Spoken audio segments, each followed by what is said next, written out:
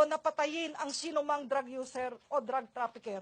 Ang gusto po ng administrasyon ay social justice, rule of law. Kaya po yung 82,000 na kliyente namin na naging 300,000 noong December 31, 2016, first semester po ni Pangulong Duterte, buhay na buhay po ang aming mga kliyente. Kung paniniwalaan natin sa sabi ba, state sponsor dyan, pinapatay walang awa, wala na po kaming client. Sana, pero buhay na buhay po ang aming mga kliyente.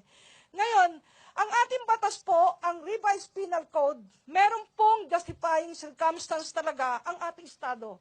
Kung mapapasapanganib ang buhay ng pulis, ng law enforcer, ng mamamayan, talagang pwedeng gumamit ng reasonable force ang ating mga kapulisan.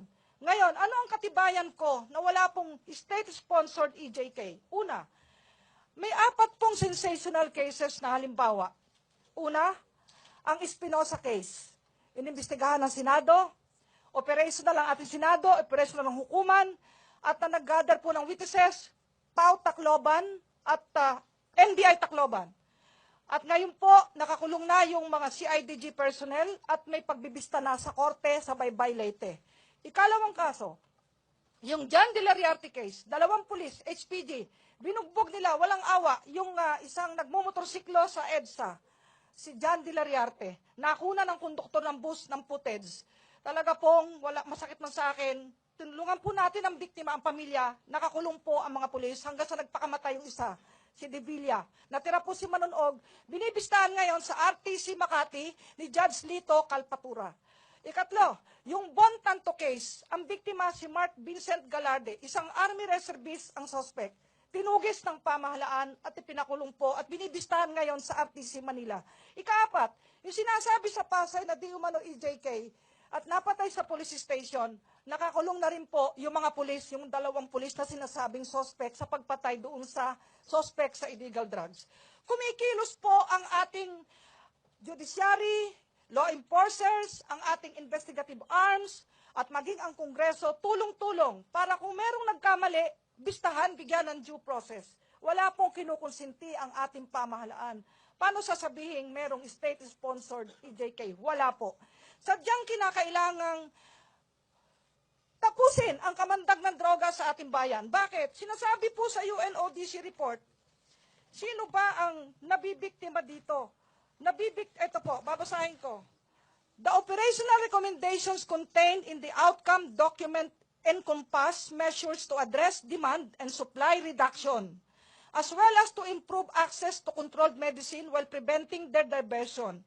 They cover human rights, youth, children, women, and communities, and highlight emerging challenges and the need to promote long-term, comprehensive, sustainable, development-oriented, and balanced drug control policies and programs that include alternative development. Kaya po, ang ating Pangulo sinisikap makapagpagawa tayo ng bagong rehabilitation center. Sa Nueva Ecija, meron. 10,000 capacity. Sa Bukidnon, meron.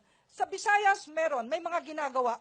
Kaya pag nagwagi po ang PAO na mapanalify ang prohibition sa plea bargaining, dadalin po natin yung mga nasa kulungan na yan na kontaminado sa droga. Bubuhayin, pakakainin, dadamitan, at bibigyan ng psycho-counseling para po makabalik sa pamumuhay na payapa at maayos.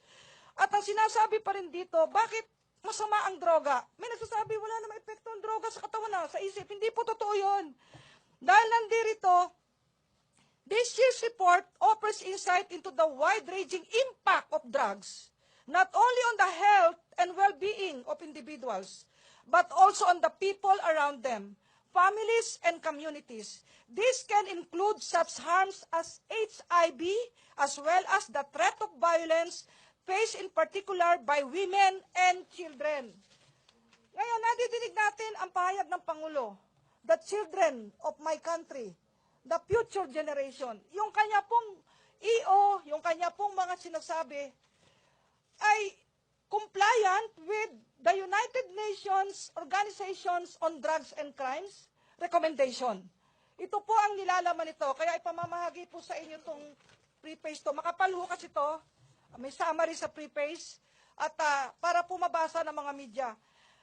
Ako po'y nanahimik ng ilang buwan dahil busy po sa pagtatrabaho, pagtulong sa nangangailangan, pero kinakailangan basagin ko na po ang aking katahimikan. Ang ating Pangulo po'y abogado, nag-aral, nagbabasa araw-araw ng dyaryo, alam niya ang nangyayari, at ako po ay representative palagi ng ating bansa sa United Nations Organizations on Drugs and Crime. Hindi pwedeng, ang magwagi po ay yung mga transnational syndicates, yung mga advocate nila. Dahil paano po ang ating kinabukasan? Isang araw magigising tayo, ang makakasalubong natin, puro para mga zombie. Yung mga anak natin, gagasain, mamartilyuhin, papatayin. Tapos yung pagtusok-tusok, yan po ang nagiging dahilan. Yung isang syringe ng HIV, kaya lumalaganap sa ating bayan. So talagang napapanahon na po, yung sinasabing pati community magtulong, ang media, religious groups, at tayong lahat ng sektor ng lipunan, magtulong-tulong, suportahan natin ang programa ng pamahalaan upang i-dismantle ang mga illegal, prohibited, and regulated drugs. Yun po yun.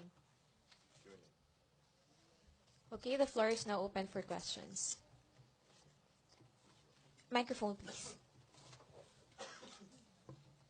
Good morning, ma'am.